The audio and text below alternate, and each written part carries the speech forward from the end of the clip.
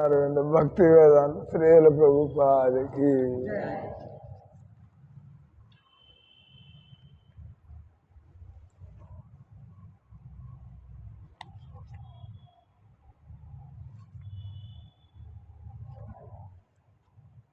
ఎక్కడి నుంచి అది?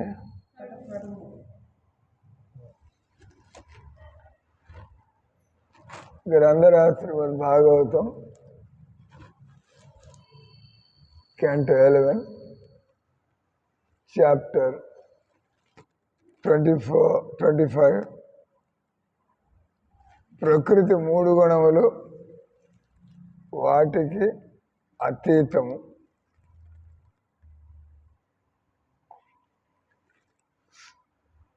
Versus 13 to 21.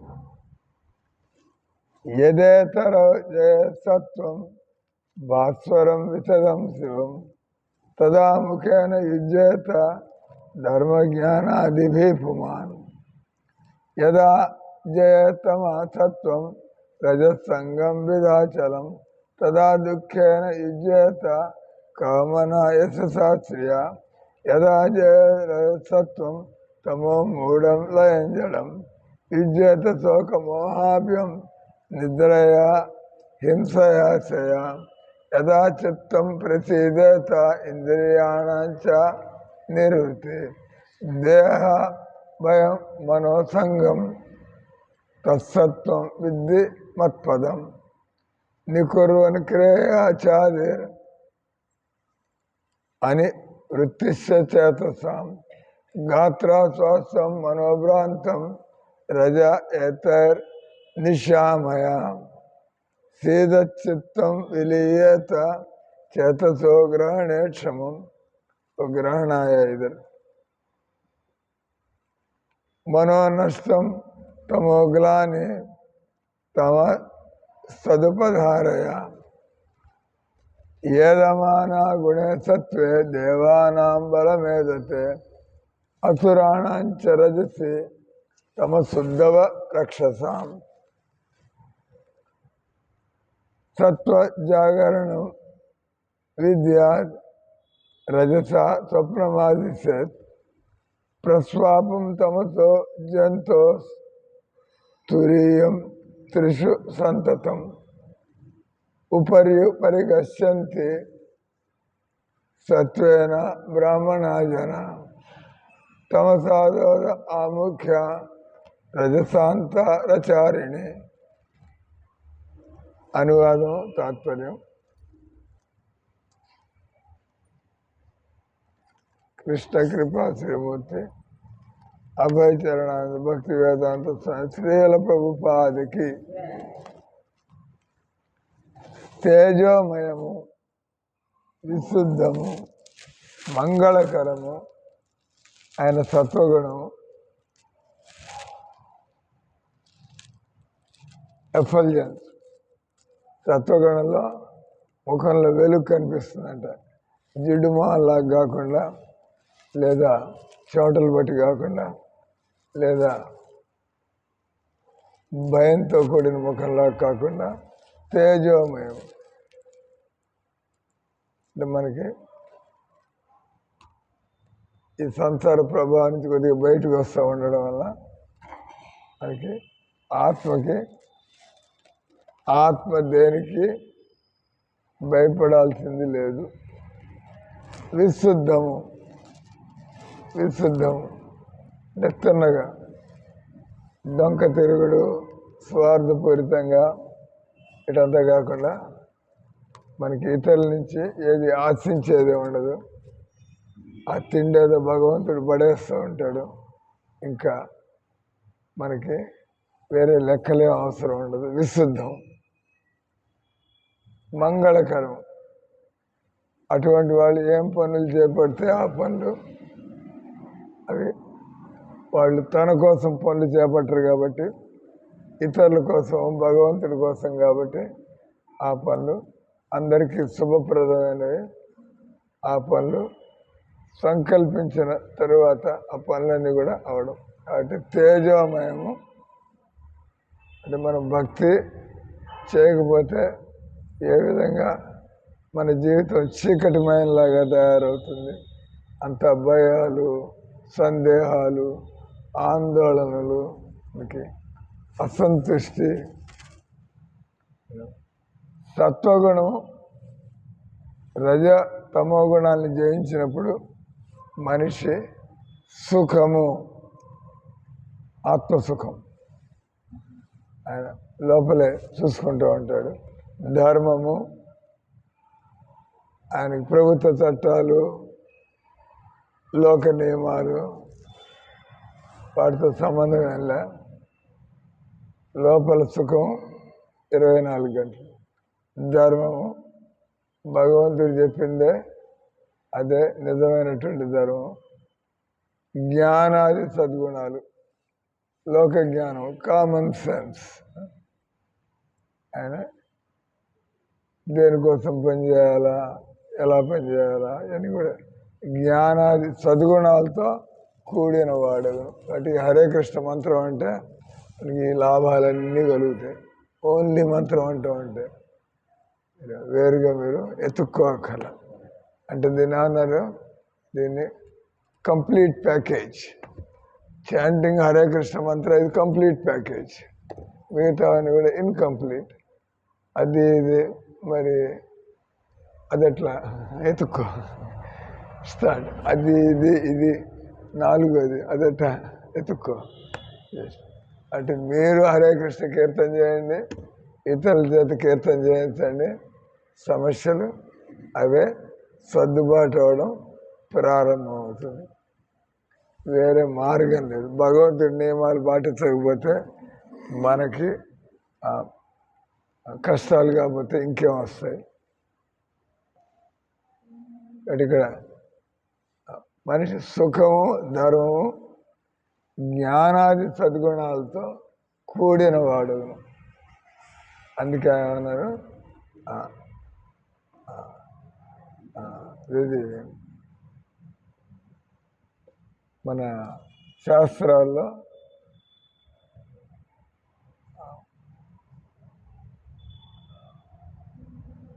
సర్వశాస్త్ర సారం, అన్ని శాస్త్రాల సారం అది భగవన్నామాన్ని జపం చేయడం. మనం పాటించేవన్నీ కూడా భగవన్నామం జపం చేసుకోవడానికి ఏర్పాట్లు చేసుకుంటున్నామా లేదా? సర్వే విధి నిషేధేన తయోర్ కింకర. అన్ని ఉద్దేశం కూర్చొని ప్రశాంతంగా జపం చేసుకోవాలి. అనురక్తి, భేదభావము అంటే దేంతో ప్రేమ ఉండాలో తెలియక శరీరాలతో ప్రేమ, తర్వాత 7 మొహాలు పెట్టి కూర్చోవడం. అనురక్తి, భేదభావం అంటే మనం భేదభావం అంటే వీళ్ళతో ఒక రకంగా ఉండడం, వాళ్ళతో ఇంకో రకంగా ఉండడం.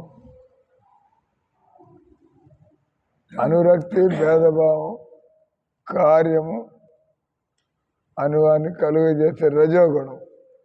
అంటే మనకి ఆ పని ఈ పని భేదభావం, అనురక్తి అంటే మన రజోగుణంలో. సత్వగుణం గురించి ఇందాక పైన మాట్లాడాం.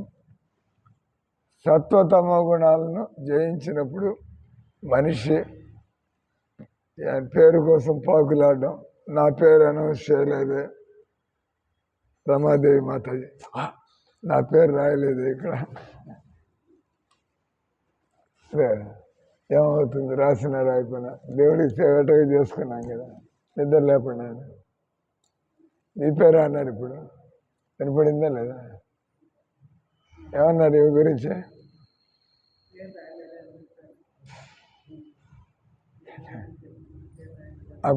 పట్టుబడిపోయింది.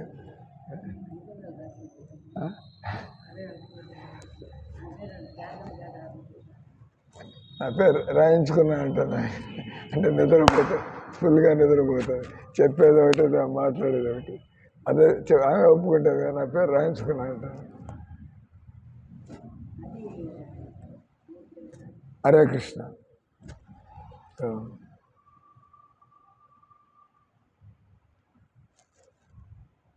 మనిషి పేరు కోసం, లాభం కోసం మనం ఎంత ఇస్తే మనకెంత లాభం కలుగుతుంది లెక్కలేసుకోవడం. పేరు కోసం, సంపదల కోసం సాధించడం కఠిన పరిశ్రమ చేయను, కింద మీద పడి. ఆ విధంగా రజోగుణమునందు అతనికి దుఃఖము, పోరాటము మాత్రమే మిగులును. జీవితంలో ఏమీ దొరికేలా పోరాటం జరిగింది, మళ్ళా నెత్తిన గొడ్డేసి కూర్చోవడం, దుఃఖం. తమో గుణము రజస్తత్వాన్ని జయించినప్పుడు అది మనిషిని, వాడి బుద్ధిని నాశనం చేసి మూర్ఖునిగాను,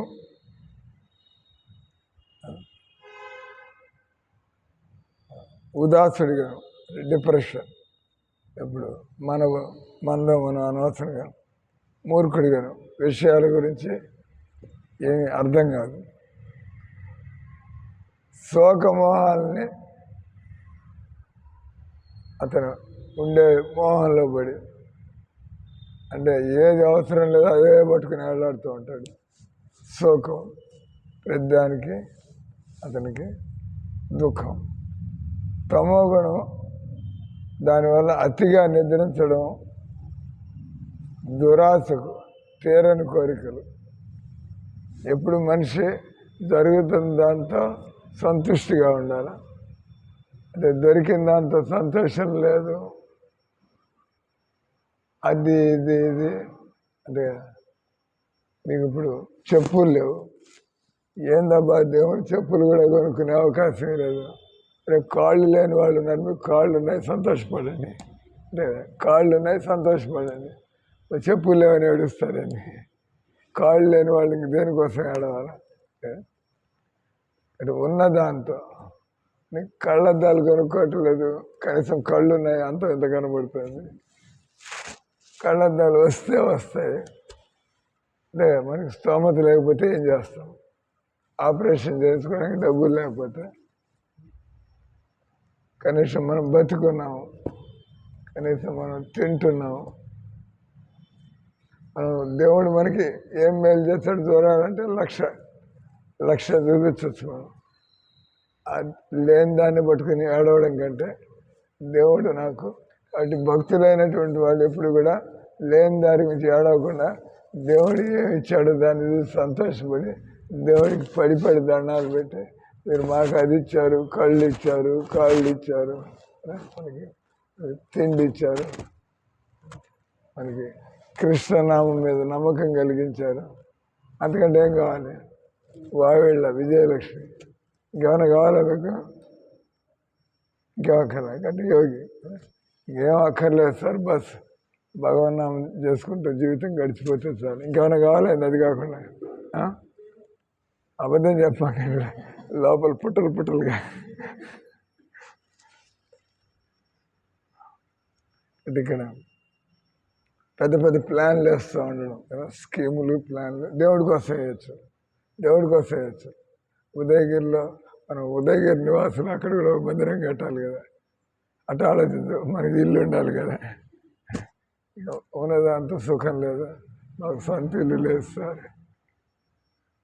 అసలు అద్దె ఇల్లు కూడా లేకుండా బజార్లో కూర్చున్నారు, వాళ్ళని చూసి మీరు సంతోషపడాలి కదా. మనకు కనీసం మన పరిస్థితి అది అద్దెంట్లో ఉంటుంది. ఇట్లా అంటే భక్తుడు అంటే బస్ దేవుడు ఇచ్చిన ఎన్నో ఇచ్చేసినాడు నాకు, ఈయన వాటి పట్టుకుని అలర్ట్ లాభం అయింది. మనకి అర్హత లేదు కదా, అర్హత ఉంటే అవే వచ్చి పడతాయి.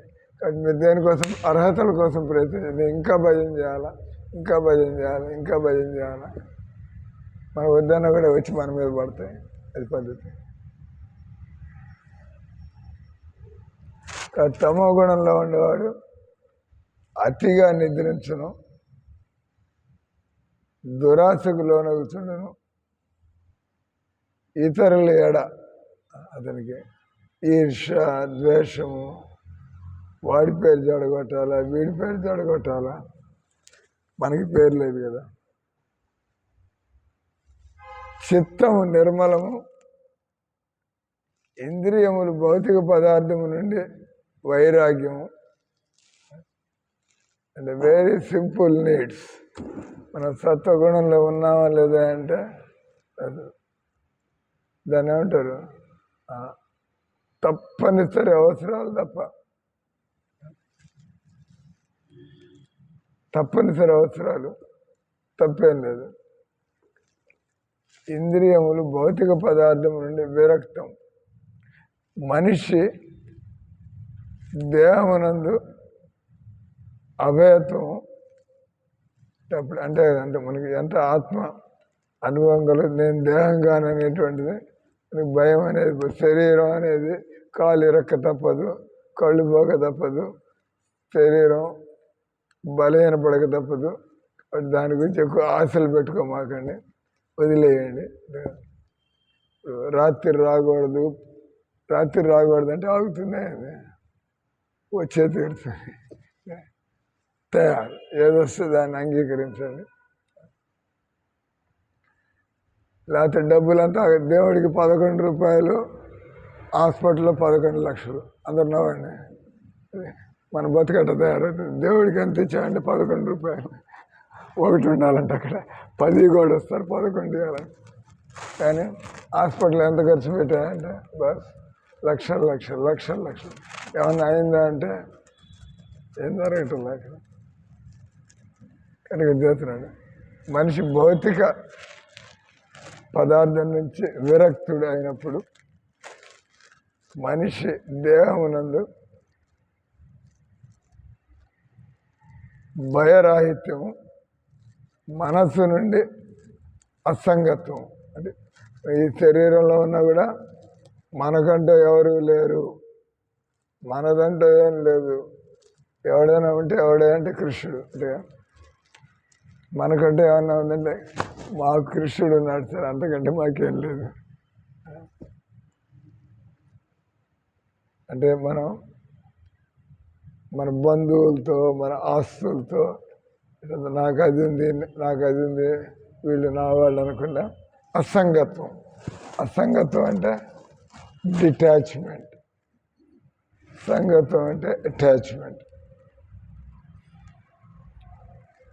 ఆ విధంగా మనకి భగవంతుడి యొక్క అనుభవం అప్పుడు మనకి ఆ స్థితిలోకి వచ్చినప్పుడు భగవంతుడి అనుభవం మనకి అవకాశం కలిగి దానిని సత్వగుణ ప్రధానమైందిగా, అది ఎప్పుడు మనం సత్వగుణంలోకి రావడానికి ప్రయత్నం చేస్తామండి. అత్యధిక కర్మల వల్ల బుద్ధి వికృతమొకట, లౌకిక వస్తువుల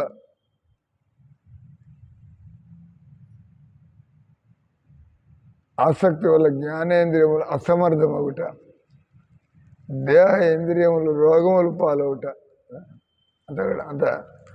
అంత నెగిటివ్. బుద్ధి పాడైపోయింది, తర్వాత ఇంద్రియాలు పరిగెడుతున్నాయి బయటికి. తర్వాత రోగాలు, శరీరంలో నానా రకాల రోగాలు. మనస్సు విచలితమై ఉండును, మనశ్శాంతి లేదు. దీనివల్ల రజోగుణంగా ఉన్నట్లుగా తెలుసుకొను. చిత్తము విఫలమై చివరకు లయించినప్పుడు మనిషి తన అవధానమును ఏకాగ్రపరచదాలినప్పుడు అతని మనస్సు నష్టమై తమస్సు విషాదము ఉదయించును. అట్టి స్థితి తమోగుణ ప్రధాన. అంటే మనకి ఏం బాధ్యతలు తెలియదు, మనకి ఇతరులతో సంబంధాలు ఎలా పెట్టుకోవాలో తెలియదు, ఎంతవరకు అంత మన అలవాట్లు సరిగ్గా లేవు, మన దేని మీద కాన్సన్ట్రేట్ చేయలేము. తమోగుణం. సత్వగుణ వృద్ధితో దేవతల బలం పెరుగును, రజోగుణ వృద్ధితో అసురుల బలం పెరుగును. అంటే అందుకే ఈ సంసారంలో ఏం సార్ వాడు అంత దుర్మార్గుడైనా కూడా అంత బలంగా ఉన్నాడు అన్నాడు. రజోగుణం వృద్ధి చెందినప్పుడు అసురులు బలవంతం అగుదురు. వాళ్ళంత పలుకుబడి అని చెప్పి వాళ్ళు ఈ విధంగా అసురులు బలవంతం. వద్దవా తమోగుణ వృద్ధితో రాక్షస బలము వృద్ధి చెందను.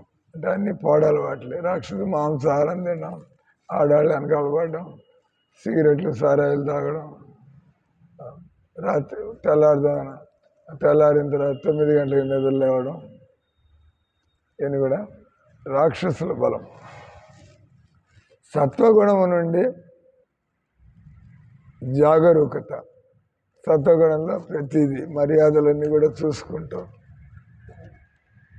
ఎలా చేయడం. రజోగుణం నుంచి స్వప్నాలు, కళలు కంటూ ఉండడం. అంటే ప్రస్తుతం పాడవుతూ ఉంటుంది, ఆయన కూడా కళలు కంటూ ఉండడం. అదవుతుంది, ఇది చేస్తాను, అదవుతుంది.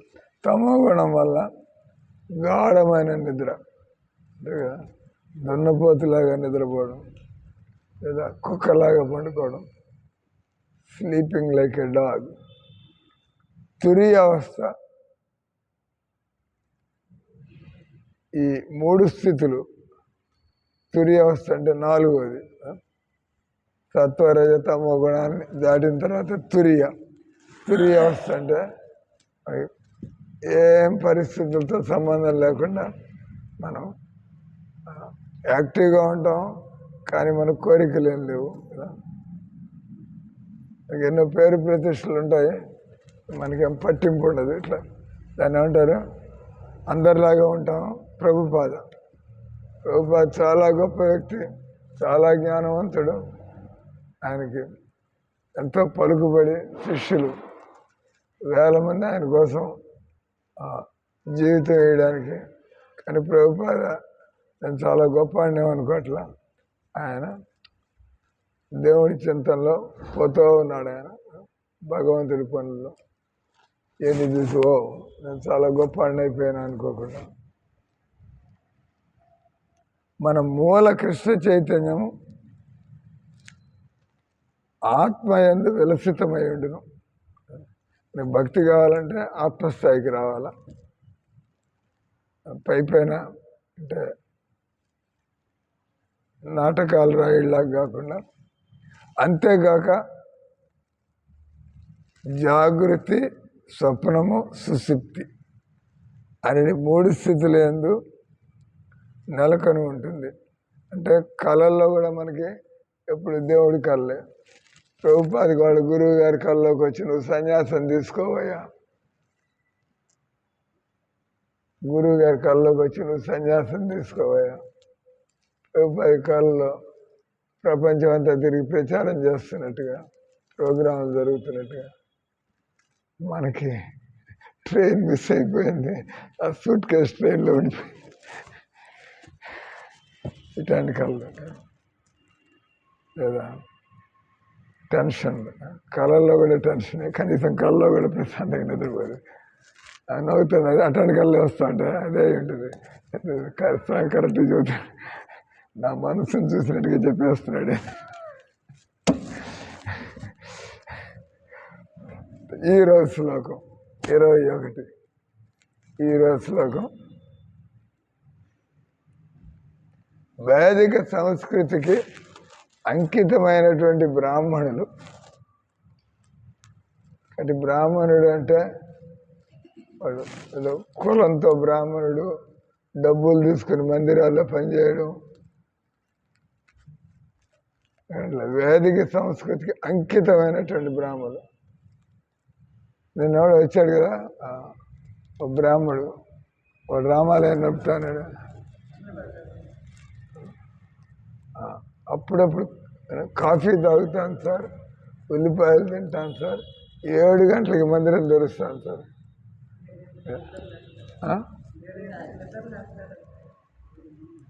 బ్రాహ్మడు కనీసం వినయంగానే ఉన్నాడు. వినయంగా అవును సార్ నేను బాగుపడాలి సార్ అని చెప్పి పుస్తకాలు కొనుక్కుపోయాడా, తీసుకున్నాడు పుస్తకాలు. తీసుకున్నాడు, మీ దగ్గర తీసుకోలేదు, కోట దగ్గర ఎందుకు తీసుకోలేదు. పుస్తకాలు కొనుక్కుపోయాడు ఆయన రండి. నేను ఇప్పుడు మళ్ళీ అదెందుకు చదువుతాను, నేను ఉన్నప్పుడు తీసుకోలేదంటే మీ ముందే తీసుకోవాలి, మిమ్మల్ని కూర్చోబెట్టి కూర్చొని రమాదేవి మాత చూడమని పుస్తకం తీసుకుంటున్నా. అంటే ఇక్కడ వేదిక సంస్కృతికి అంకితమైనటువంటి బ్రాహ్మణులు అంటే వాళ్ళు అసలు విషయాన్ని చూస్తూ ఉంటారు. ఎక్కడికి పోయినా కూడా, ఎక్కడికి పోయాము నిన్న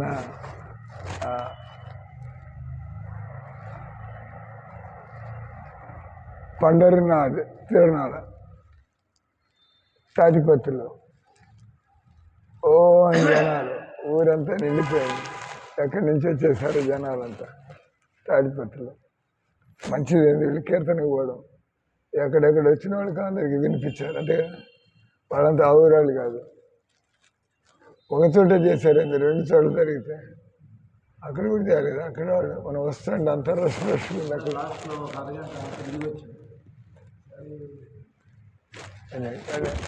ఊరంతా ఓ అని నిండిపోయింది. కానీ ఇక్కడ వైదిక సంస్కృతి అంకితమైనటువంటి నిజంగా మనం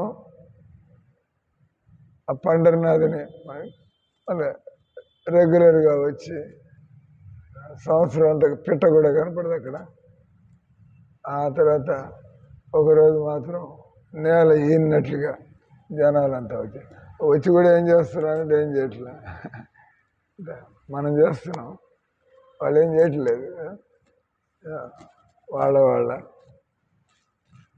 చేదస్తాలు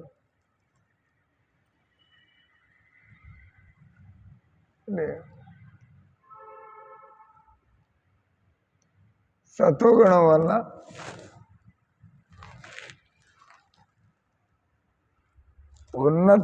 ఉన్నత లోకాలకి పడదు. ఇంకో పక్క తమో గుణం జీవుని తలకిందులుగా నీచమైన జన్మలకి తోచివేయను. సత్వగుణంలో ఉన్నాడు ఇంకా పై లోకాలకి, తమో గుణంలో ఉన్నవాడు ఇంకా నీచ జన్మలకి, రజోగుణంలో ఉన్న జీవుడు ఈ మానవ దేహం నందే తిరుగాడుచుండును. అంటే పాడి పనులు చేయకుండా ఉండేటువంటి రజోగుణం అంటే సారాయి దాగుడు. కనీసం రజోగుణంలో ఉన్నవాడు సారాయి దాగుడు, ఎందుకంటే సిగరెట్ దాగుడు, మాంసం తిండు. ఆయన డిసిప్లిన్ ఉంటాడు, కానీ ఇక్కడ పేరు ప్రతిష్టలు సంపద కోసం. తమో గుణంలో ఉన్న వాళ్ళని శూద్రులు అంటారు. వాళ్ళు ఈ స్థూల దేహంని ఆత్మగా భావించి ఈ శరీరం కోసమే పాకులాడేవాళ్ళు, బతికేవాళ్ళు. జీవన ప్రయోజనాన్ని గురించి వాళ్ళు పూర్తిగా భ్రమలో ఉంటారు. వాళ్ళు ఈ విషయం వాళ్ళ తలకెక్కదు, తెలియదు. రజస్తమ గుణయుతులైన వారిని వైశ్యులు. రజోగుణం ఉంది, తమో గుణం ఉంది, వాళ్ళని వైశ్యులు. ఒట్టి తమో గుణం ఉంటే శూద్రులు, కొంత రజోగుణం కూడా కలిసిందంటే వైశ్యులు. వారు ధనము కొరకు తీవ్రముగా ఆశపడుతుందరు. పూర్తి రజోగుణంలో ఉండేవాళ్ళు అంటే తమో గుణము, రజస్తమో గుణము, రజోగుణం. క్షత్రియులు వాళ్ళకి పట్టుదల జాస్తిగా ఉంటుంది. ప్రతిష్ట, బలము కొరకు ఊళ్ళూరుతుంటారు. కానీ సత్వగుణయుతులు సమగ్ర జ్ఞానము కొరకే యత్నించో వాడికి ఎంతవరకు ప్రతిదీ కూడా ఎలా చేయాలా, ఎందుకు చేయాలా, ఎప్పుడు చేయాలా, ఏమవుతుంది, ఇట్లాంటి ప్రశ్నలతో వాళ్ళు ఈ ప్రపంచంలో తిరుగుతూ ఉంటారు. అలాంటి వాళ్ళకి సంసారపు విషయాలు వాళ్ళ తలకాయలు రావు. ఎంతవరకు ఏం చేయాలా, ఎలా చేయాలా. బ్రాహ్మణులు, అటువంటి బ్రాహ్మణుడు బ్రహ్మలోకం దాకా చేరగలడు. తమోగుణంలో ఉన్నవాడు చెట్లు, రాళ్ళు కూడా అంటే రాయిగా కూడా వాళ్ళు మారిపోవచ్చు. ఆ విధమైన జీవజాతుల్లోకి వాళ్ళు పతనాన్ని చెందదు. కాగా రజోగుణమునందు భౌతిక వాంఛలు నిండి ఉన్నప్పుడు దానిని వైదిక సంస్కృతి పరిధిలోనే, అంటే మనం మామూలుగా రజోగుణం అంటే మనం శాస్త్రాలు చెప్పినట్టుగా బ్రాహ్మణులు ఎలా బతకాలా, క్షత్రియులు ఎలా బతకాలా అంటే, కానీ ఏదో గట్టిగా పని చేస్తుంటే రజోగుణం అనగా తమో గుణం. అది భౌతిక వాంఛలు ఉన్నా కూడా దాని వర్ణాశ్రమ ధర్మ పద్ధతిలో అతడు మళ్ళీ మానవ జన్మలు పొందుతారు. వర్ణాశ్రమం కాబట్టి ఇక్కడ చెప్పేది ఫైనల్గా వర్ణాశ్రమ పద్ధతిలో మనిషి ఇష్టం వచ్చినట్టు కాకుండా మనం ఏ వర్ణానికి చెందుతాము, మనం ఏ ఆశ్రమానికి చెందుతాము దాని పద్ధతిలో.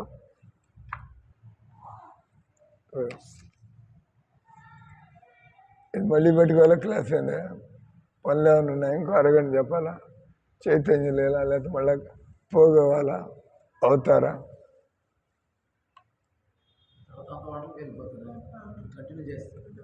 లేదు 10 గంటల దాకా.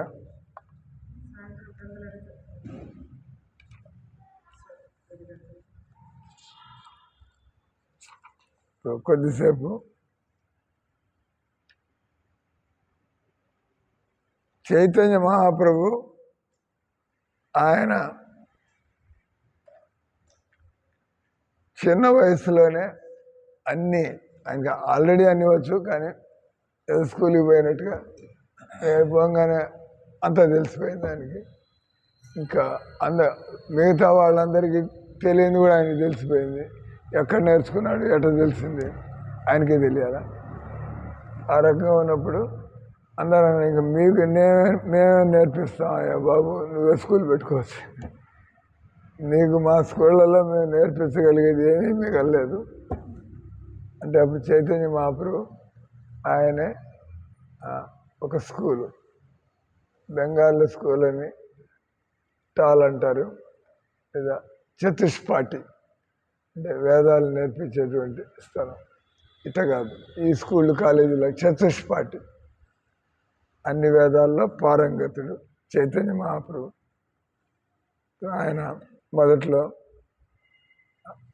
ఆయన శిష్యుడికి ఒక పెద్ద ఇల్లు ఉన్నట్టుంది చైతన్య మహాప్రభు యొక్క అభిమానికి. ఆయన వాళ్ళ ఇంట్లో ప్రారంభం. తన పాఠశాలను ముకుంద సంజయ్ ఆయన యొక్క గృహ ప్రాంగణంలో ఆయన నడిపాడు ప్రారంభంలో.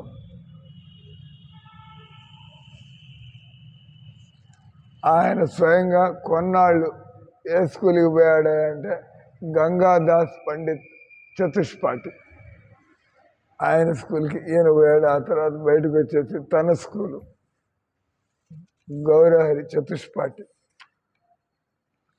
దానిలో ఆయన అక్కడ ఆయన చాలా స్ట్రిక్ట్గా ఉండేవాడు. అంటే స్టూడెంట్స్ సీరియస్గా లేకపోతే ఏం నేర్చుకుంటారు. చైతన్య మహాప్రభు ఆయన టైం అంటే టైం, తర్వాత ఆయన నేర్పించడం కూడా ఎక్స్పర్ట్ ఎవరికైనా కూడా. వాళ్ళందరూ కూడా స్నానం చేసి తిలకాలు పెట్టుకుని రావాలి. బ్రాహ్మణుడు లేదా విద్యార్థి మనిషి, తిలకం అంటే దేవుడి మీద మన యొక్క నమ్మకాన్ని. అందుకే మగవాళ్ళు ఆడవాళ్ళందరూ కూడా బొట్లు పెట్టుకోవడం, తిలకాలు పెట్టుకోవడం. ఎందుకంటే మనమంతా కూడా జీవితం భగవంతుడి దిశలో పోవాలా. భగవంతుడు అంటే నమ్మకం ఉంది. మనం జీవితంలో చూసుకోవాల్సింది భగవంతుడికి దగ్గర అవుతున్నావా లేదా, నమ్మకం ఉందా లేదా, భగవంతుడి దిశలో పోతున్నావా లేదా, ఏం జరుగుతుంది, ఇన్నేళ్ళు అయిపోయింది, ఏమన్నా ఎదిగామా లేదా? ఎదిగామా లేదా ఎట్లా తెలుస్తుంది? అని చెబుతాడు. భక్తులు ఎదుగుతున్నావా లేదా ఎట్లా తెలుస్తుందా?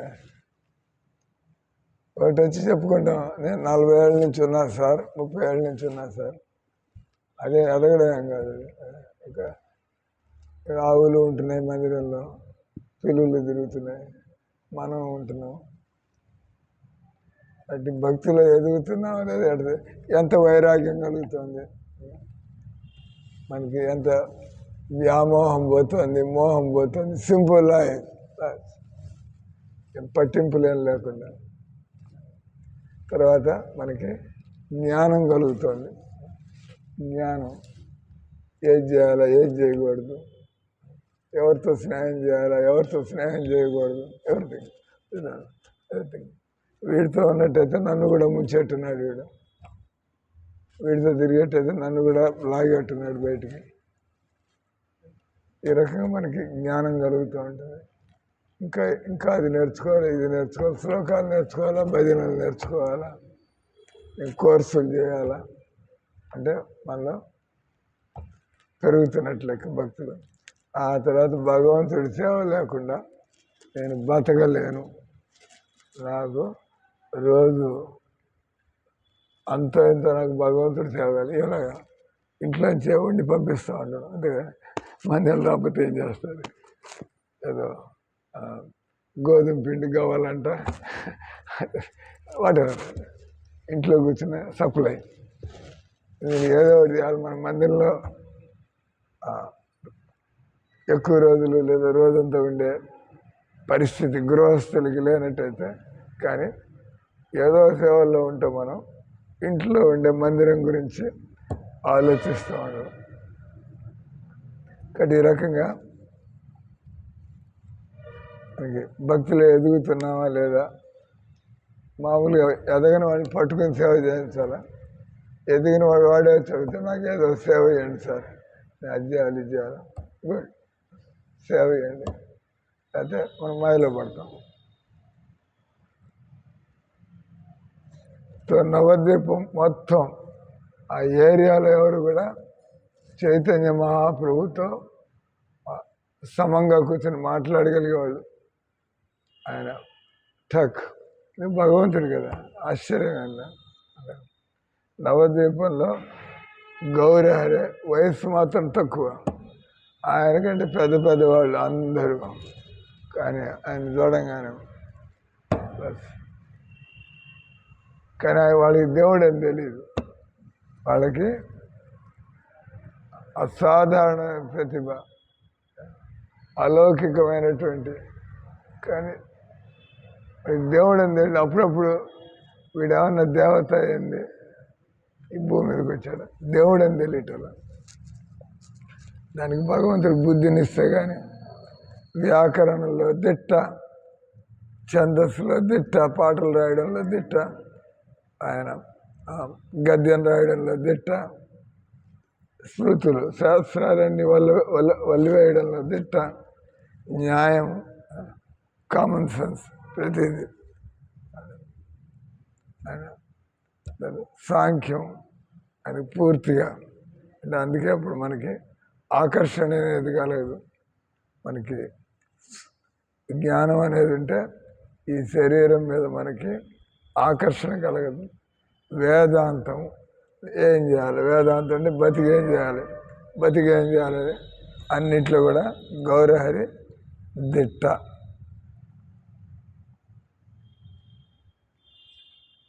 అది ఒకసారి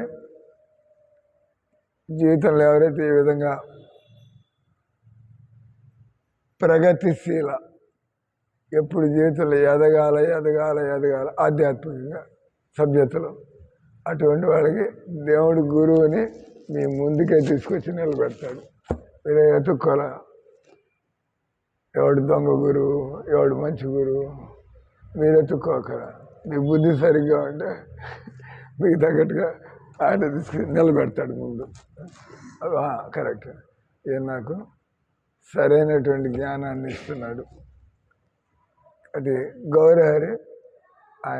ఆయనకి ఏం గురువు అక్కర్లా, కానీ మనందరికీ అవసరం. పుట్టిన వాళ్ళందరికీ, అజ్ఞానంలో ఉండేవాళ్ళకి, గుణాల ప్రభావంలో ఉండేవాళ్ళకి గురువు అనేవాడు అవసరం. లేకపోతే ఆలోచనలు ఏ డైరెక్షన్లో పెట్టాలో ఎటు తెలుస్తుంది. ఇప్పుడు మనకి తెలిసింది కృష్ణుడు డైరెక్షన్లో పెట్టుకోవాలి. జనాలకి దేవుడు అంటే నమ్మకం ఉంది, నానా డైరెక్షన్లో పోతున్నారు. వాళ్ళకి కూడా నమ్మకం ఉంది, మనకి నమ్మకం ఉంది. కానీ మనం నానా డైరెక్షన్లో పోవటంలా మనకు తెలిసిపోయింది. కాబట్టి గురువు అన్న వాడికి ఎలాంటి సంశయాలు లేవు, వాడికి డౌట్లు లేవు, వాడికి అనుభవం కూడా ఉంది. కాబట్టి ఇంకా మనం కృష్ణుని వదిలిపెట్టి ఇంకెక్కడికి పోతాం? అంతే కదా. అర్థమైపోయిందంటే బస్ కృష్ణుని తప్పించి నేను ఇంక వేరేదేమి ఎత్తుక్కోకూడదు. కాబట్టి గౌరహరి అన్ని విధాలుగా యోగ్యుడైనప్పుడు భగవంతుడి గురించి మాట్లాడలే. అప్పుడు నవద్వీపానికి ఈశ్వరపురి ఆయన తగ్గట్టి గురువు. ఎవరి ఎదుగుబాటుని బట్టి వాళ్ళకి తగ్గట్టుగా లేదా అటువంటి గురువులు దొరుకుతూ ఉంటారు కదా. మన యోగ్యతను బట్టి ఎన్నుకుంటూ ఉంటాం కదా వాళ్ళని వీళ్ళని. ఇక్కడ ఈశ్వరపురి చైతన్య మహాప్రభు ఆయన మళ్ళీ రెండోసారి గయలో కలుసుకుంటాడు. గయా బీహార్ గయలో. అప్పుడు ఆయన ఇదంతా గుర్తుంటుంది. వెంటనే దీక్ష ఆయన ఈయన తీసుకోరు, కానీ గుర్తుపట్టేస్తాడు. ఈయన నా ఆధ్యాత్మిక గురువులాగా ఉన్నాడు. ఈ లోపల ఆయన వెళ్ళిపోతాడు, ఆయన ఎక్కువ సమయం ఉండడు కదా. ఆ తర్వాత మళ్ళీ గయలో కలుసుకున్నప్పుడు వాళ్ళ జగన్నాథ్ మిశ్రా వర్ధంతి, వాళ్ళ తండ్రి చనిపోయి సంవత్సరం అయితే ఆయన గయలో పిండదానం చేయడానికి ఆ రోజుల్లో. ఈ రోజుల్లో జనాలకి ఓపిక లేదు కదా, ఉన్న ఊళ్ళో కూడా వాళ్ళు ఏమి చేసుకోవటం లేదు. అందుకే హరే కృష్ణ మంత్రం మనం ఎలా చేయాలా, ఏం చేయాలా, తప్పకుండా చేయాలా, మనకి అవన్నీ లేకపోతే కనీసం సంవత్సరంలో ఒకరోజు మనకి దగ్గరే చనిపోయిన వాళ్ళని ఉద్ధరించడానికి వాళ్ళ పేరు మీద కృష్ణుడి పూజ, కృష్ణుడి కీర్తన, కృష్ణుడి ప్రసాదాలు అయిపోయాయి. ఇంకా ఆలోచించక్కర్లే. నేను గయపోలేదే, నేను బ్రాహ్మణుని పిలవలేదే, ఏం ఆలోచించక్కర్లే అంటే అయిపోయింది. కృష్ణుడికి చేయాలని అని తెలిస్తే మీరు ఎలా ఉద్ధరించాలి, దివంగత ఆత్మల్ని ఎలా ఉద్ధరించాలా. కటికడిగిన గౌరహరి నిమాయ్ గౌరంగ నిమాయ్ పండిత్ విశ్వంభర్ ఇవన్నీ చైతన్య మహాప్రభుకుండే వేరు వేరు పేర్లు. చుట్టుపక్కల ఆడవాళ్ళంతా కూడా ఆయన యొక్క వర్చస్సు చూసి బంగారపు వర్చస్సు, వాళ్ళందరూ కూడా గౌరంగా అన్నారు. వాళ్ళ అమ్మ ఆయన వేప చెట్టు కింద పుట్టాడు కాబట్టి వేప చెట్టు దెయ్యాలని భూతాలని అంటే వేప మండలతో కొట్టి దెయ్యాలు అంటే వీడి పేరు నిమాయి పెడితే బాగుంటుంది, వీడి దగ్గరికి ఎలాంటి చెడు శక్తులు రాకుండా. వాళ్ళ తాత నీలాంబర్ చక్రవర్తి ఆయన పరమ పండితుడు. ఈ జాతకాలు ఆయన్ని తెలుసు ఆయనకి. ఆయన దోవేమో వీడు సామాన్యుడు కాదు, కాబట్టి ఈయన ప్రపంచాన్ని ఉద్ధరించేవాడు రాబోయే రోజున తెలిసిపోయి విశ్వంభర్, అందరి దరిద్రాన్ని పోగొట్టేవాడు, అందరికీ ఆనందాన్ని పంచిపెట్టేవాడు, అందరినీ ఉద్ధరించేటువంటి వాడు. అంత అయిపోయింది. ఆయన విశ్వంభర్. ఎవరైతే నిమాయి పండితుని విశ్వంభర్గా ఎవరైతే అంగీకరించగలుగుతారో వాళ్ళు ఇవన్నీ కూడా పొందొచ్చు. అంటే ఆయన కలుసుకున్నప్పుడు ఈశ్వరపురి ఈయన మామూలు పండితుడిలాగా ఎంతో గర్వం ఉండేది. ఈయన చూడంగానే ఈశ్వరపురిని అంటే అందరినీ ఓడిచ్చేస్తూ, అందరినీ అందరితో వాద వివాదాలు ఆడుతూ అడ్డం లేకుండా, అంటే వాళ్ళందరినీ ఈ చదువులన్నీ దేనికి అన్నట్టు ఆడుకుంటూ ఉండేవాడు. కానీ ఈశ్వరపురి కనపడేప్పటికి ఆయన పులి ముందు పిల్లిలాగా అయిపోయి అంత ఈ పాండిత్యం అంతా దేనికి. ఒక వైష్ణవుడి ముందు మనం మోకరి ప్రణామాలు చేయలేకపోతే మన చదువులు దేనికి మరి. ఆయన వెంటనే అంటే గుర్తుపట్టాడు. ఆయన మోహాన్ని చూస్తే ఈయన అసాధారణమైన భక్తులు. ఆయన గురువు గారు నేను గురువు గారు అనుకోవట్లే. ఆయనకి తెలుసు ఈయన భగవంతుడు ఇట్లా తిరుగుతున్నాడు, ఇంకా టైం రాలేదు, ఈయన ఇట్లా తిరుగుతున్నాడు. ఇప్పుడు ఆయన గుర్తుపెట్టాడు. గుర్తుపెట్టి ఇద్దరు కలుసుకొని ఎంతో ఆనందంగా, అంటే అందరూ ఆ లెవెల్లో ఉండే భక్తులు. కనిష్ట భక్తుడు, ఉత్తమ భక్తులు వాళ్ళ మధ్యలో డిస్కషన్స్ వేరుగా ఉంటాయి. ఆయన హింట్ ఇస్తున్నాడు ఈశ్వరపురి. నేను వయసులో పెద్దవాడిని, నాకు చాలామంది శిష్యులు ఉన్నారు, కుర్రాడి అటదొట్టలు. ఆయన భగవంతుడు పిల్లవాడు, ఆయన వయసులో ఎంత తేడా కదా. ఆయన ఈశ్వరపురికి 60 ఏళ్ళు, ఈయనకి పట్టున 16 ఏళ్ళు వెళ్ళేవు. కానీ గమనించాడు, మనలో బాగా సత్వగుణం ఉంటే మనం ఎవరిని మాట్లాడుతున్నప్పుడు, ఎవరిని చూస్తున్నప్పుడు వాళ్ళ సభ్యత ఇవన్నీ చూసి, అదే కదా. లేకపోతే మనం ఏం నేర్చుకున్నట్టు.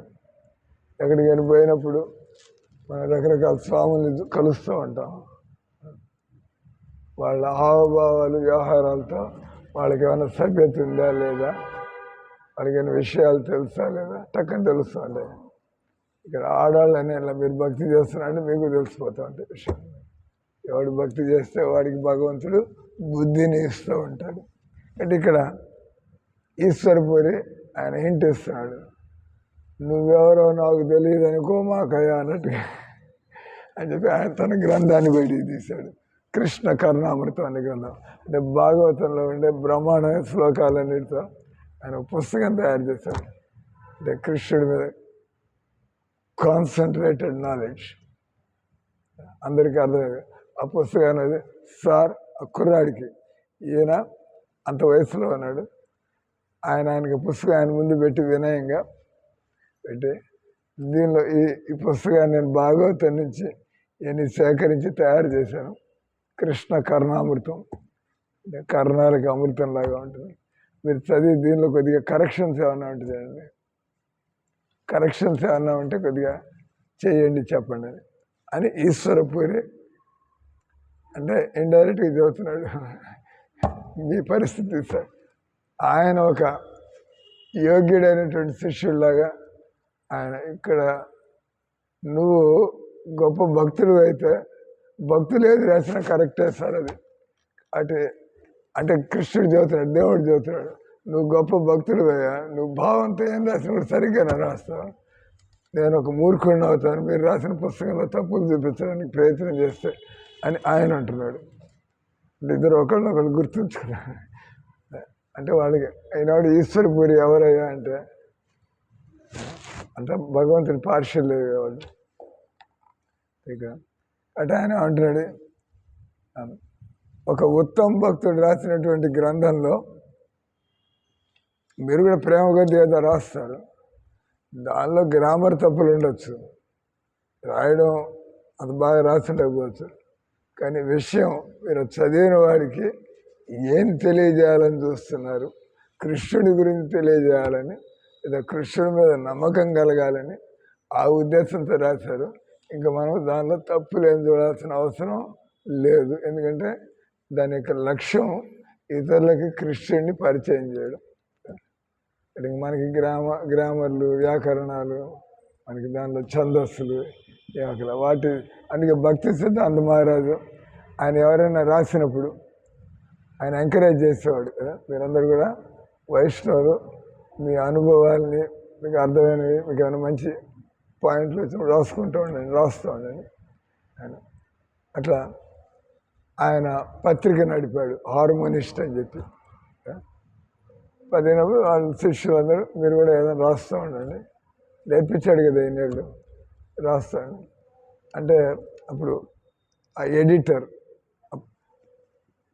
పత్రిక చూసుకొని వచ్చి ఇది పలానా ఆ శిష్యుడు రాశాడు అంటే ఆయన దాని అంతా చూడకుండానే ఏమైనా దానిలో ఎన్ని మాటలు ఆ కృష్ణుడు అనే పదం వస్తుంది లెక్క పెట్టి చెప్పమనేవాడు.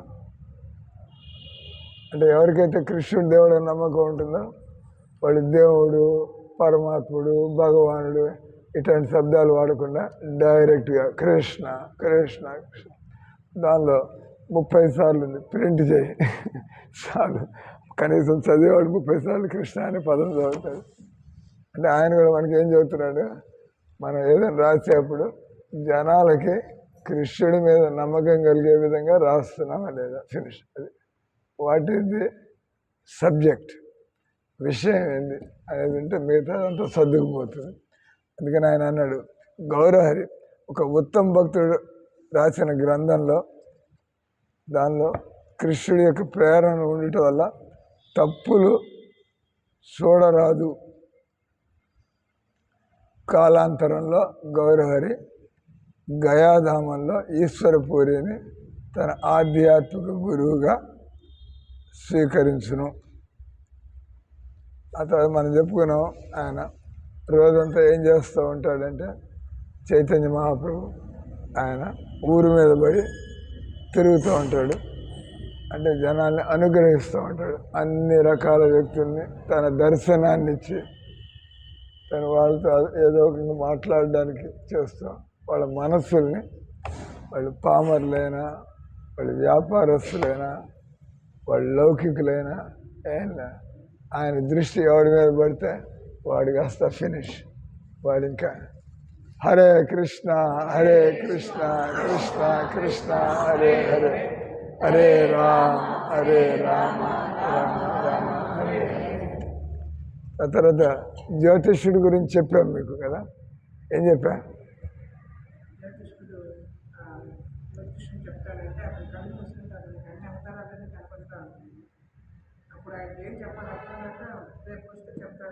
ఇంకోటి కూడా చెప్పాము, నువ్వు ఆవుల్ని, నువ్వు వెనకటి జన్మలో ఆవుల్ని, కరెక్ట్ కరెక్ట్ ఆయన ఏమన్నాడు, ఇది కృష్ణుడే కదా ఆవులు, కరెక్ట్ కరెక్ట్. నేను ఆవులు చూసుకోవడం వల్ల ఈరోజు ఇంత పెద్ద పండితుడిని, నేను చక్కటి బ్రాహ్మణ కులంలో జన్మెత్తాను అంటే దానివల్ల పెద్ద పాయింట్ చదువుతున్నాడు. మనం ఏం చేతగానాడైనా ఆ గోశాలలో పోయి సేవలు చేసుకుంటే మీ తలరాతులన్నీ కూడా మారిపోతాయి. దానిలో డౌట్ ఏమన్నా ఉందా ఏంది? ఎందుకు లేదు? ఇది చైతన్య మహాప్రభు చెప్పాడు కాబట్టి. చైతన్య మహాప్రభు అన్నాడంటే ఫినిష్. నువ్వు గోశాలలో సేవ చేసుకున్నావంటే, ఎందుకంటే ఆయన అన్నాడు, నేను గత జన్మలో ఆవులు చూసుకోవడం వల్లే నేను ఈరోజు ఇంత పండితుడిగా బ్రాహ్మణుడిగా కులంలో పుట్టి నేను ఇంత ప్రసిద్ధిని పొందుతున్నాను. అంతా ఆ గోమయం అన్నాడు ఆయన. అంటే ఫినిష్, ఫైనల్. ఇంకేనా మనం ఏమీ తెలియకపోయినా మనం గోశాలకు పోయి అది ఇది చేసుకుంటుంటే తెలియకుండానే మన యోగ్యతలు కూడా మారిపోతూ ఉంటాయి. డౌట్ ఏమన్నా. నాకు కూడా తెలీదు. నేను కురుక్షేత్రంలో ఉన్నప్పుడు ఒక ఆవు వచ్చేది. ఆవు వచ్చా గుమ్మ ముందు నిలబడిపోతూ ఉండేది. పాపం అది అంటే నాకేమన్నా పెడతావా అన్నట్టు. అప్పటి నుంచి నేను పెట్టడం ప్రారంభించేదాన్ని. పెట్టడం ప్రారంభించి దానికి పెట్టడానికే ఇప్పుడు ఆవు వస్తుంది 11 ఏళ్ళకి. అట్ట నేను ఎన్నేళ్ళు చేస్తుంటాను, 7 ఏళ్ళు 8 ఏళ్ళు. దానికోసం 2 రొట్టెలు తీసిపెట్టి, ఇప్పుడంటే మనం కిచెన్లోకి బాటలు లేదు, ఇప్పుడు మీరంతా ఉన్నారు. కానీ మనసులో మాత్రం అందుకే మంత్రం అంటాను, గావామే పరతా సంతు, గావామే పృష్ఠతా సంతు, గావామే హృదయ సంతు, గావా మధ్యేవ సమయం. నేను అవకాశం ఉన్నప్పుడల్లా ఆవులు ముందు పోతా ఉంటే నేను వెనకాల పోతాను. ఆ గోధూళి, ఆవు డెక్కల ధూళి నా మోహంలోకి, నా ముక్కులోకి, నా నోట్లోకి పోవాలి. అయితే ఆవులు వెనకాలంటే నేను ఆవులకి దారి చూపించడానికి ఆవులని ఎక్కడి ముందు వెళ్తూ ఉంటా, ఆవులు వెనకాల వెళ్తూ ఉంటా. ఎప్పుడు గోవామే హృదయాసంతు. ఎప్పుడు నేను ఎవరైనా కూడా బ్రాహ్మణులు అయితే భగవంతుడి భక్తితో పాటు గోవులకు కూడా నేనేం చేయాలా, మనం చేయగలిగింది ఏదో కొద్దిగా. కానీ భక్తులు బ్రాహ్మణులు ఎప్పుడు కూడా గోవుల గురించి కూడా ఆలోచిస్తూ ఉంటారు. ఎప్పుడు ఈ గోవులన్నిటికీ ఏదో ఏర్పాటు చేసి ఎలా చేయాలా ప్లాన్లు, అవకాశం జరగగానే టక్కని దానికి వాళ్ళు పూనుకుంటారు. ఎందుకంటే వాళ్ళ హృదయంలో ఆల్రెడీ ఉంది. మనం ఈ ప్రపంచాన్ని ప్రశాంతంగా ఉంచాలంటే గోవుల ముందు ప్రశాంతంగా తిరుగుతూ ఉండాలి. గోవులు దిక్కులేని జంతువులాగా తిరగడం కదా, అప్పుడు మనం కూడా దిక్కులేని వాళ్ళకి బతుకుతూ ఉంటాం. గోవులు మనం దిక్కులేని జంతువులుగా వదిలిపెట్టి మన బతుకు అదే అవుతుంది, అంతే కదా. దేవుడు మనల్ని కూడా పట్టించుకోడు. అంటే మనం బాగా పట్టించుకోవాలి గోవుల్ని. వీలైనంత వరకు మన మాటలతో కానీ, మన చేతలతో కానీ, మన డబ్బులతో కానీ, మన సహకారంతో వాడెవడో చేస్తూ ఉంటే వాళ్ళు చాలా గొప్ప పని చేస్తున్నారు సార్, మేము కూడా మా వంతు ఆ రకంగా. చైతన్య మహాప్రభు ఆ జ్యోతిష్యుడికి ఆ చిన్న మాట జ్యోతిష్యుడు ఆయన పెద్ద విషయం బయట పెట్టేశాడు. ఆయన మీరు పూర్వజన్మలో ఆవులు కాపరిగా ఉన్నట్టుగా నాకు అట్ట కనబడుతుంది. అంటే కరెక్ట్ నాకు కూడా చదివినప్పుడు తెలియకుండా నేను ఆవుకి 7 ఏళ్ళు 9 ఏళ్ళు రోజు కురుక్షేత్రంలో ఉన్న నాళ్ళు పెట్టేవాడిని. ఆ తర్వాత దేవుడు నన్ను ప్రెసిడెంట్ చేసి పారేశాడు, సన్యాసి చేసి పారేశాడు, గురువు చేసి పారేశాడు, ఇన్ని మందిరాలు ఇచ్చి పడేశాడు. అంతా గోవు యొక్క దయ, అంతే కదా. అంటే భక్తులు ఎప్పుడు కూడా కొంత సమయం మనం ఆవులకి ఏం చేయాలా,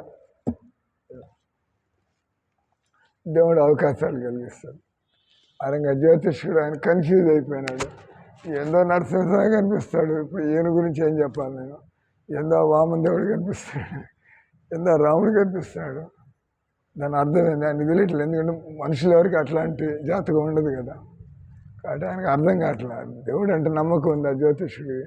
ఎదురు అవి కనబడుతున్నాయి, వీడి జాతకం చూద్దాం అంటే అవి కనబడుతున్నాయి, వాళ్ళు కనబడుతున్నారు ఏంటని చెప్పి ఆయనకు అర్థం కాలే. ఆయన పరుగు పోయినట్టుగా ఏం చెప్పాలి ఈ అబ్బాయి గురించి నేను అంటే, అప్పుడు ఆయన అవమానం ఫీల్ అవ్వకుండా అంత పేరు మోసం జ్యోతిష్కుడు ఏం చెప్పలేకపోతున్నాడు. మరి నువ్వు దేవుడు అని చెప్పాలా, ఆయనకు ఆ తెలియదు అట్లా ఉండాలి కదా. కన్ఫ్యూజ్ అయిపోయాడు, ఏం చెప్పాలబ్బా ఏం జాతకం. పర్వాలేదు, నువ్వు కొద్దిగా పని ఎక్కువైనట్టుంది నీకు, రేపు కలుసుకున్నప్పుడు చెప్పని చెప్పి అని. అంటే ఆయన చిన్న చూపు చూడడం కాకుండా, రేపు మళ్ళీ కలుసుకున్నాను నీ ఈ ఊరాడి, నువ్వు ఈ ఊరాడి, మళ్ళీ ఇంకోసారి ఇటు తిరుగుతూ వచ్చినప్పుడు ఈ లోపల నువ్వు చూసుకో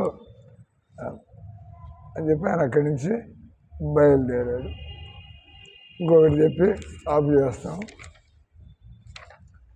తర్వాత ఆయన తిరుగుతూ ఊరి చివర ఒక ఆయన అంటే పరమ దరిద్రుడు, అంటే అంతగా ఎవడు చినిగిన గొడ్డలు వేసుకొని పూరి గుడిసెలో ఉంటాం ఊరి మధ్యలో. అంటే ఆయన తర్వాత ఎప్పుడు కూడా ఏం పట్టించుకోకుండా ఆయన ఒక శ్రీధర్ అనే పేరు ఆయన చేసే వ్యాపారం కాబట్టి గుడ్డల అంటారా, గుడ్డల వ్యాపారం అయితే గుడ్డల మీద శ్రీధరు అంటాం కదా మనం. పాల వ్యాపారం చేశాడు శ్రీనివాసులరెడ్డి, మార్కెట్కి పోతాడు. ఆయన ఇంటి పేరు ఏది చెప్పారు, మన మందిరంలో కూరగాయలు శ్రీనివాసులరెడ్డి. చాలామంది శ్రీనివాసులు చెప్పాలి కదా, ఆయన కూరగాయలు ఆయన మనకు గుర్తు వస్తుంది. ఆ రకంగా ఈయన పేరేం పడింది, కేలే బేచే శ్రీధర్. అరిటాకులు ఎవడమ్ముకుంటాడు, ఏమీ గతి లేనాడు, అంటే దానికి పెట్టుబడి పెద్ద అవసరం ఉండదు. అది అరిటాకులు అమ్ముకొని, అరటి పువ్వులు అమ్ముకొని, కొద్దిగా అరటి పళ్ళు కూడా అమ్ముకొని ఆ వ్యాపారం చేసేవాడు ఆయన. కానీ చాలా నిజాయితీ పరుడు ఆయన. వ్యాపారస్తుడిలాగా అట్ట మాట్లాడి రేట్లు తగ్గించి అట్లా తిన్నగా మాట్లాడేవాడు.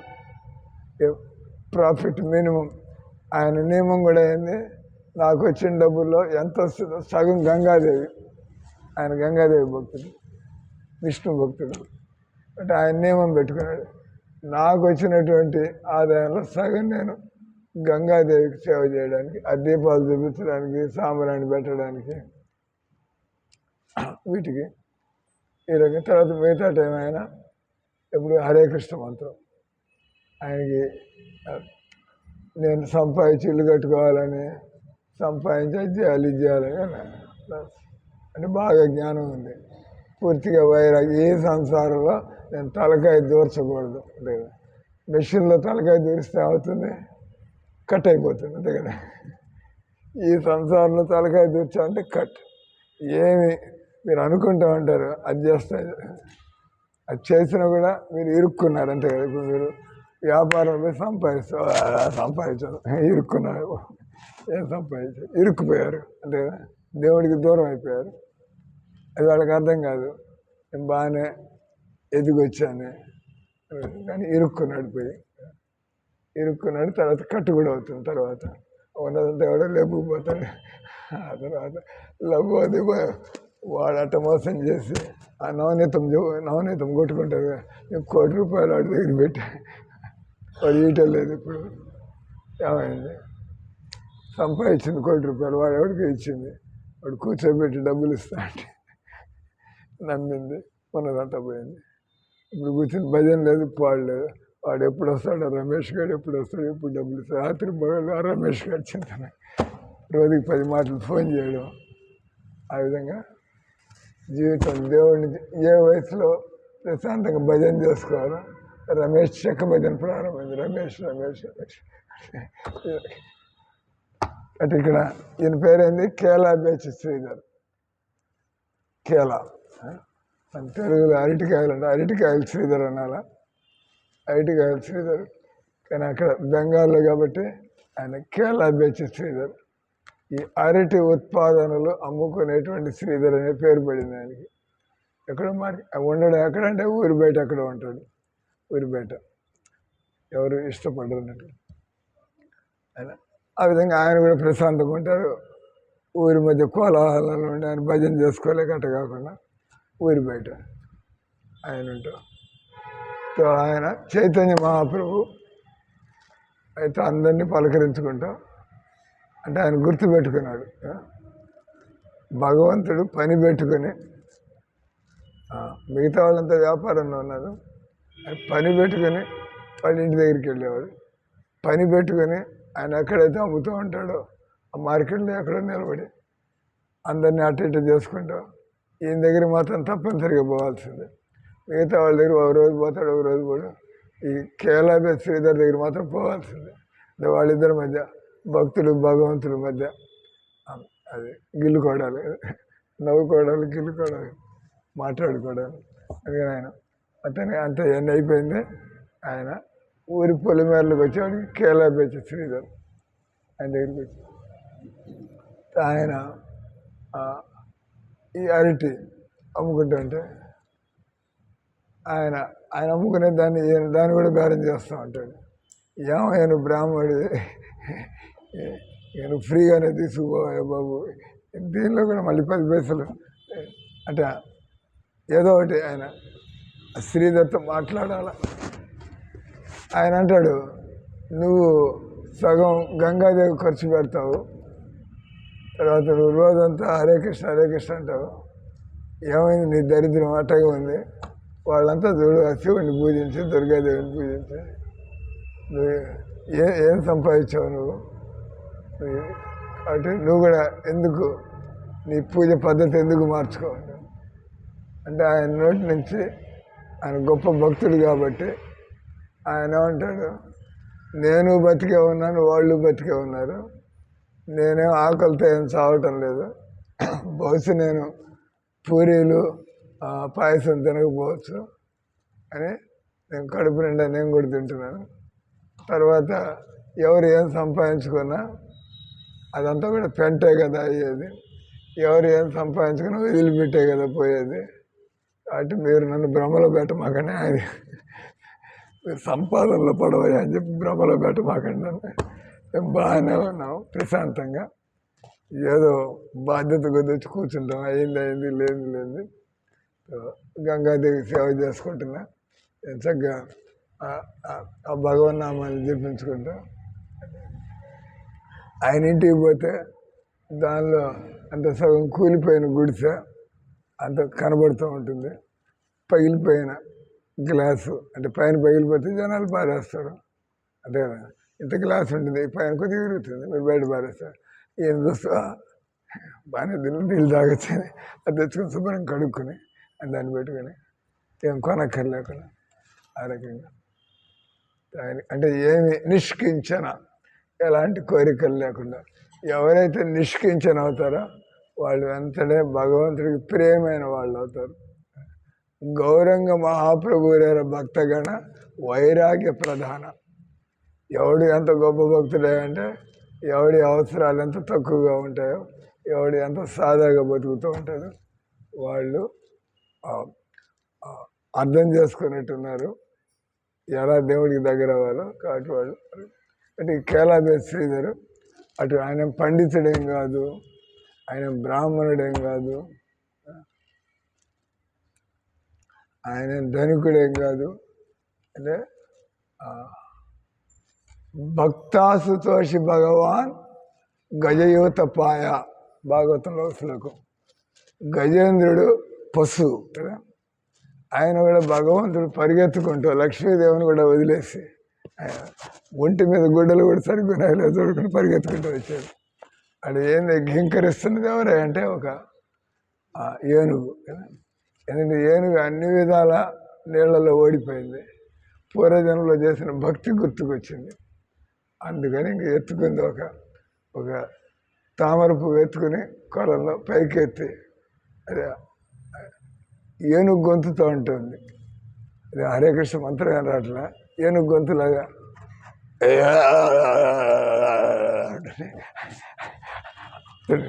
భగవంతుడికి అన్ని భాషలు అర్థమవుతాయి కదా. అంటే ఆయన లక్ష్మీదేవితో ఆయన అప్పుడు ఏదో వాళ్ళిద్దరు చక్కగా మాట్లాడుకుంటున్నారు కబుర్లు.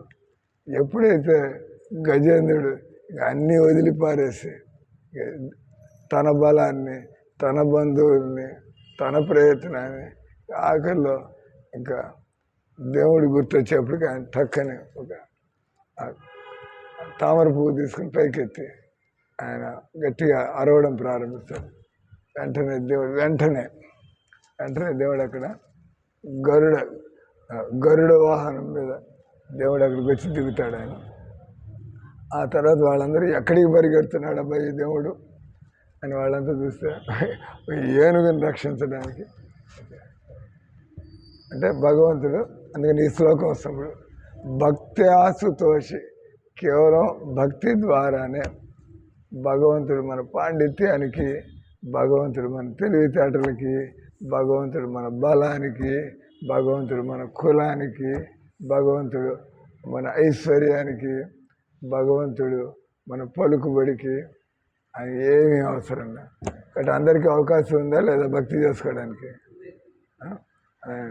హరే కృష్ణ హరే కృష్ణ కృష్ణ కృష్ణ హరే హరే హరే రామ రామ. నిజానికి మనం ఎంత చేత కాని వాళ్ళైతే భక్తులు అంత పనికి వస్తాం. మనం ఏదైనా ఉంటే మనకి తోకాడిస్తూ ఉంటాం. నాకు ఇది ఏమీ రాకపోతే నోరు మూసి హరే కృష్ణ హరే కృష్ణ. కాబట్టి మనం గుర్తించాలి, మందిరంలో తిరిగే వాళ్ళలో వాళ్ళు ఏదో గమ్మున వాళ్ళ పని చేసుకుంటూ హరే కృష్ణ అంటున్నారు. మేము భగవంతుడు ఏదైనా గుర్తించుంటాడు.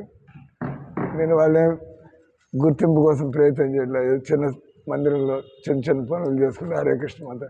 కానీ భక్తుల యొక్క బాధ్యత ఇతర భక్తుల్ని ఎలా గుర్తించాలా. హరే కృష్ణ. మళ్ళా కలుసుకుందాం.